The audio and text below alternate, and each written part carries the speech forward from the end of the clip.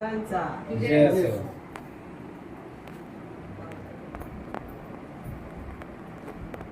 Doctor Babasaheb आंबेडकरांचा जय असो. परत इकडेच एक्सप्रेस होण्यासाठी मी मध्ये बोलली. चला महाकारुणिक तथागत गौतम बुद्ध, विश्वरत्न बोधिसत्व परमपूज्य डॉक्टर बाबासाहेब आंबेडकर, माता रमाई, माता भीमाई यांना मी प्रथम अभिवादन करते. खरं तर पोळ साहेबांना शुभेच्छा देऊन झाल्यात, पण अजून एकदा देते आज.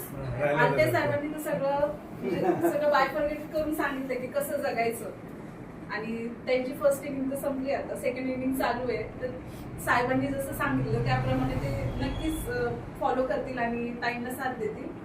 तर पोळ साहेबांना मी आज परत एकदा शुभेच्छा देते फॉर फ्युचर लाईफ. आणि आज खरं तर महिला दिनासाठी मी बोलते. थोडं घरात प्रवेश केला मी आज, तर नेहमीच मी ताईंना बोलते तुमच्या घरातून आतमध्ये आल्याबरोबर एकदम फ्रेश वाटतं, की पॉझिटिव्ह वाईब्स येतात एक प्रकारच्या. आणि खरं तर घराचा जो बेस असतो तो स्त्रियांपासूनच म्हणजे हे होतं. जर ज्या घरातली स्त्री चांगली असते त्याचं आउटपुट म्हणा किंवा त्यांचं फ्युचर चांगलं असं असं मला वाटतं.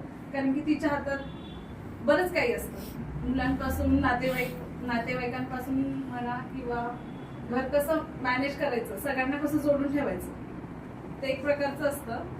तर आजकाल स्त्रिया घरात नाहीये, चूल त्याच्यापासून बाहेर पडलेलं आहे.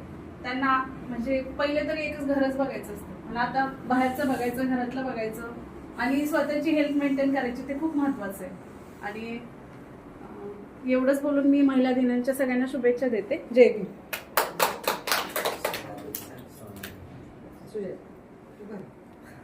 उभं राहा. डॉक्टर बाबासाहेब आंबेडकर, माता रमाई, माता भीमाई यांना मी वंदन करून. माझं नाव शारदा आहे. माझं नाव गायत्री, माझे नाव कविता आहे. मी तुमच्या समोर महिला दिवसाच्या शुभेच्छा देत आहे. Happy women's day. Very good.